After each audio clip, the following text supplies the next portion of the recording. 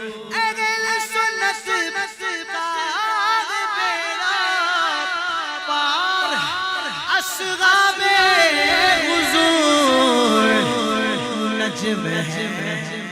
नाव है तेरा रसूल।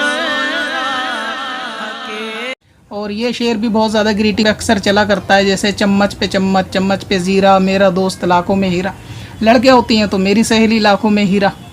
तो जो इस किस्म के चम्मच वाले शायर होते हैं, जो आला हज़रत की शायरी को नहीं समझ पाते, वो अक्सर इस किस्म के एतराज़ात करते हैं कि आला हज़रत ने काश कहा या नहीं कहा। मोहम्मद बिलाल रज़ा मालूम यह करना चाहते हैं, आला हज़रत अज़ीमुल बरकत का एक शेर है, काश महशर में जब उनकी आमद हो और भेजें सब उनकी शौकत पे लाखों सलाम। तो इस पर एतराज़ ये है कि आला हज़रत को अगर हुज़ूर अलैहिस्सलाम का यकीनी तौर पे मालूम था महशर में आना, तो उन्होंने ये काश इस्तेमाल क्यों करा कि काश उनकी आमद हो। क्या उनको यकीन नहीं था आला हज़रत को कि हुज़ूर अलैहिस्सलाम शफ़ात के लिए आएंगे?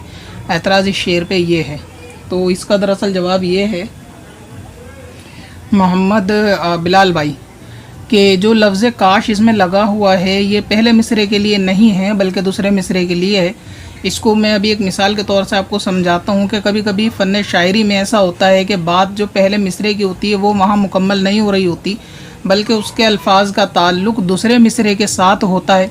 इसी तरह आला हज़रत ने एक और मकाम पर भी फरमाया है कि अहले सुन्नत का है बेड़ा पार असहाबे हुजूर। ये एक लाइन मुकम्मल हो गई। अगली लाइन में कहा कि नज्म है और नाव है इतरत रसूलुल्लाह की। हालांकि पहली लाइन को सुनने पर कोई उसका मायना बज़ाहिर नज़र नहीं आ रहा कि अहले सुन्नत का है बेड़ा पार असहाबे हुजूर। तो ये असहाबे हुजूर का ताल्लुक़ अगली लाइन से है कि असहाबे हुजूर नज्म है, यानी हुजूर के सहाबा तारे हैं, और नाव है इतरत रसूलुल्लाह की। जो लाइन पहली है उसका अल्फाज का ताल्लुक़ दूसरी लाइन से है, और दूसरी लाइन के जो अल्फाज का ताल्लुक़ है उसका ताल्लुक़ पहली लाइन से। अब मामला दरअसल ये होता है कि कुछ आपने देखे होंगे एक छोटे किस्म के शायर होते हैं जिनको आप आसान ज़ुबान में कह लें कि कभी आप स्कूल टाइम पे कभी जाया करते थे बचपन में, तो वहाँ पर क्या होता था जब नया साल आया करता था स्कूल में, तो छोटे बच्चे एक दूसरे को ग्रीटिंग कार्ड देते हैं और उसमें बच्चों वाले शेर लिख देते हैं, जैसे बच्चे यानी जितनी उनकी अकल होती है उसके हिसाब से शेर लिखते हैं। और ये शेर भी बहुत ज़्यादा ग्रीटिंग पे अक्सर चला करता है, जैसे चम्मच पे चम्मच, चम्मच पे ज़ीरा, मेरा दोस्त लाखों में हीरा, लड़कियाँ होती हैं तो मेरी सहेली लाखों में हीरा। तो जो इस किस्म के चम्मच वाले शायर होते हैं, जो आला हज़रत की शायरी को नहीं समझ पाते, वो अक्सर इस किस्म के एतराज़ात करते हैं कि आला हज़रत ने काश कहा या नहीं कहा। इसकी एक छोटी सी मिसाल आप और समझे, जैसे मैं किसी से कहूँ, अगर कोई मेहमान मेरे सामने है और मैं उससे कहूँ कि काश आप आते और मेरे हाथों में आपके इस्तकबाल के लिए फूल होते, तो मेरा ये काश कहना मेहमान के आने के लिए नहीं है बल्कि मेरे हाथों में फूल नहीं है इसकी हसरत के लिए है, क्योंकि मेहमान तो बाज़ाहिर मेरे सामने खड़ा है और मैं इस बात को कह रहा हूँ कि काश आप आते और मेरे हाथ में फूल होते आपके स्वागत के लिए। तो मतलब ये है कि फूल नहीं है, उसकी तमन्ना है, आने की कोई हसरत नहीं है क्योंकि आप इन फ्रंट ऑफ मी मौजूद हैं।